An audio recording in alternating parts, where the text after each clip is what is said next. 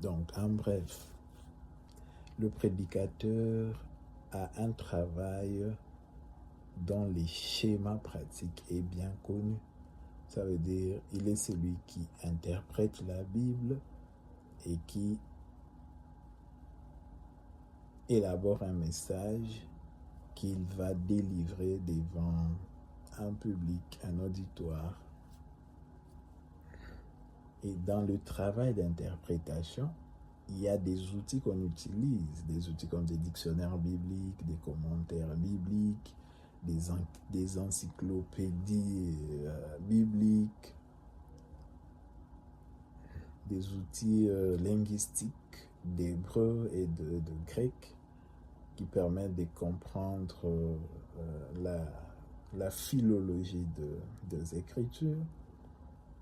Il arrive que certains n'ont pas peut-être la possibilité d'avoir tous ces outils-là en leur possession.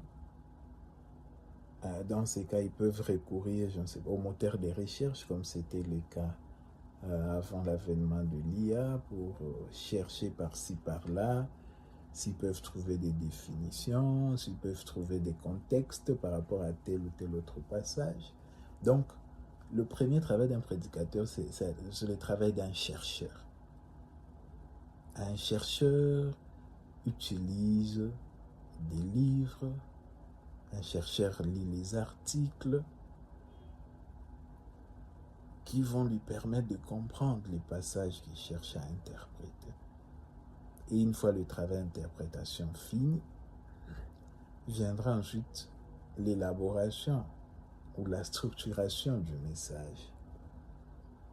Et il va structurer son message en fonction de l'auditoire, en fonction d'un thème ou en fonction d'un besoin donné. Et puis, une fois le message structuré, il va délivrer le message. Et dans l'exposition orale du message, il doit démontrer une certaine maîtrise de ce qu'il est. Et dans ces schémas classiques, certains vont dire que l'IA peut peut-être intervenir au niveau de la recherche. Ça veut dire si le prédicateur a besoin d'une certaine lumière sur quelques contextes du passage, il peut recourir à l'intelligence artificielle pour faire ses recherches. Bon, en tant qu'outil de recherche, l'intelligence artificielle peut être efficace, encore que chaque recherche doit être confrontée à d'autres recherches pour une certaine validation. Donc, il ne doit pas nécessairement se contenter des réponses générées par l'intelligence artificielle. Il doit être en mesure de les confronter à d'autres sources. Le but ici, c'est d'éviter d'être dépendant des outils d'intelligence artificielle.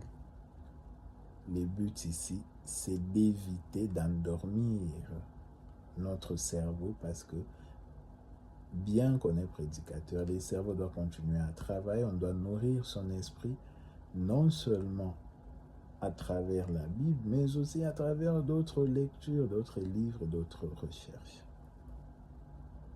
Donc, dans la mesure du possible, le prédicateur doit faire un effort de rester authentique dans la préparation, la rédaction et la proclamation de son message.